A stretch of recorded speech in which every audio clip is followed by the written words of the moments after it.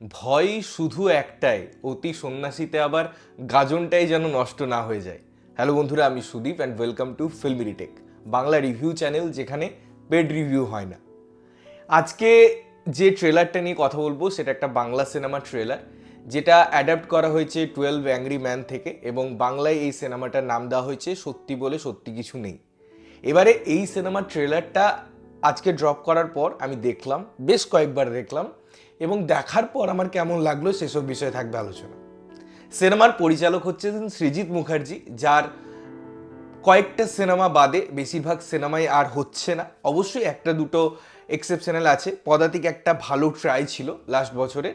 তো সৃজিতের সিনেমার মধ্যে না একটা জিনিস আছে, বা তার এই সিনেমা প্রসেসের মধ্যে, তিনি ট্রেলার খুব ভালো তৈরি করেন, তিনি গিমিক ভালো তৈরি করেন, তিনি গান ভালো তৈরি করেন, এবং এটা সত্যিই ভালো তৈরি হয় গানটা। আমি সৃজিতের সিনেমার গানের সবসময় ফ্যান হয়ে যাই, লুপে শুনি আমি অনেক গান, এটা খুব সত্যি কথা।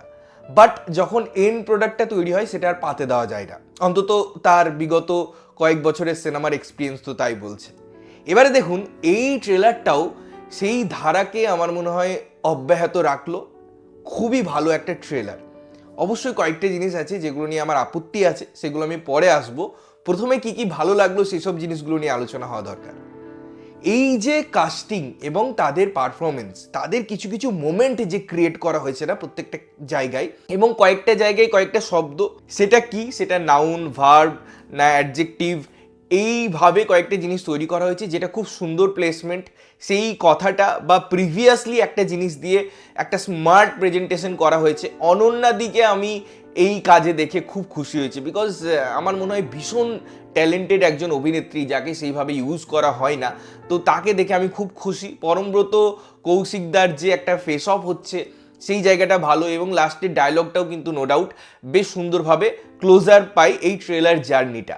এবারে শুধুমাত্র তাই নয়, এখানে অনেক চরিত্র আছে, কিছু কিছু চরিত্র একটু আন্ডারটোন আছে, কিছু কিছু চরিত্র শ্যাডোতে আছে, বাট অধিকাংশ চরিত্রের একটা মোটিভ এবং তাদের প্রেজেন্টেশন করার ধরন, যে একটা অ্যাবস্ট্রাক্ট প্রেজেন্টেশন আছে থ্রুআউট ট্রেলার, সেটা অবশ্যই এঙ্গেজ করে রাখে। তোমার ঘরে বসত করে কজনা, এই গানটার একটা মিউজিক্যাল এবং ভয়েস আমরা পুরো ট্রেলারটা জুড়ে শুনতে পাই।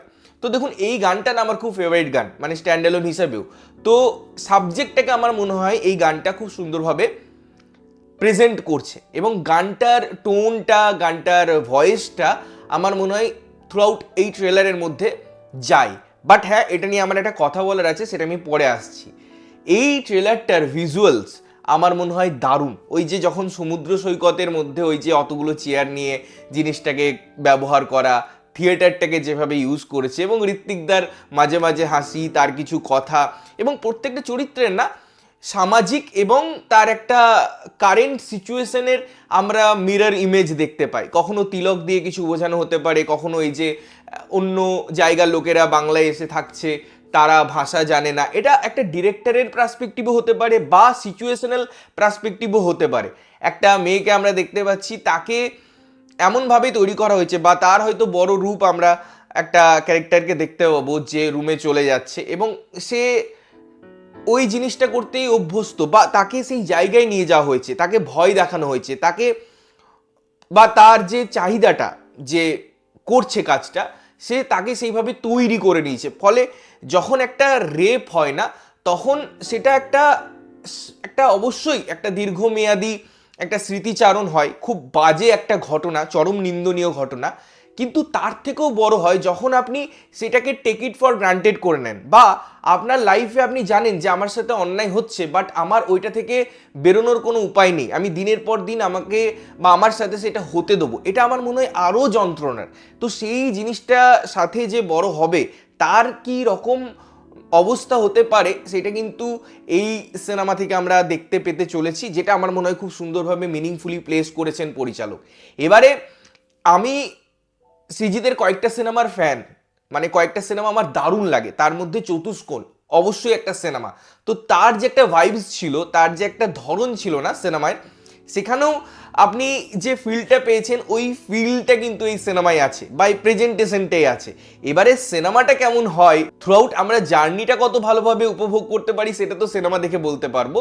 বাট ফার্স্ট যে প্রেজেন্টেশন, ফার্স্ট যে লুক, যে প্রমিসেসগুলো আমাকে ট্রেলার করছে সেটা বেশ ভালো। এবারে দেখুন, আমি যে গানটা নিয়ে কথা বলছিলাম, এটা আমার কোথাও গিয়ে মনে হচ্ছে এই যে ঘটনাগুলো হচ্ছে না, সেই ঘটনাটাকে এই গানটা কোথাও গিয়ে একটু ডমিনেট করছে।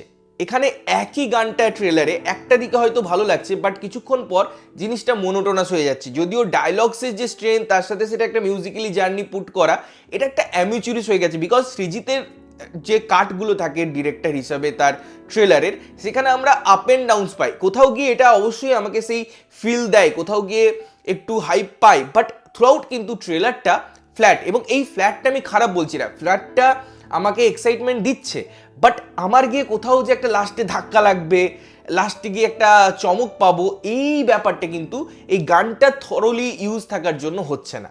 এবং আমি আরেকটা জিনিসও বলবো যে ট্রেলারটার মধ্যে, একটা সিনেমার মধ্যে না, বা যখন ট্রেলারটা আমাকে কাট দিচ্ছে, আমাকে কিছু কিছু হাইড করতে হয়। যদিও কিছু কিছু ক্যারেক্টার আমি যেমন বললাম আন্ডারটোন ছিল, তাও কোথাও গিয়ে কিছু জিনিস রিভিল হয়ে যাচ্ছে, সেটা আর একটু যত্ন নেওয়া উচিত ছিল। আদারওয়াইজ ট্রেলারটা কিন্তু আমার খুব ভালো লেগেছে, এবং আমি চাইবো যে সৃজিতের রেকর্ড ভাঙুক খারাপ সিনেমা বানানোর, এবং এটা একটা ভালো অ্যাটেম্প্ট হোক, একটা ভালো অ্যাডাপ্টেশন হোক, এবং সেই জন্যই আমি মুখিয়ে আছি। তোমাদের কেমন লেগেছে ট্রেলারটা অবশ্যই কমেন্ট করে জানিও। ততক্ষণের জন্য ভালো থাকবে, সুস্থ থাকবে, এবং সবসময় ভালো জিনিস দেখবে। চ্যানেল যদি প্রথমবার দেখছো, লাইক কমেন্ট শেয়ার করতে হবে, সাবস্ক্রাইব করতে হবে, যাতে প্রত্যেকটা নোটিফিকেশন তোমাদের কাছে পৌঁছায়। দেখা হচ্ছে অন্য কোনো ভিডিওতে, ততক্ষণের জন্য টাটা।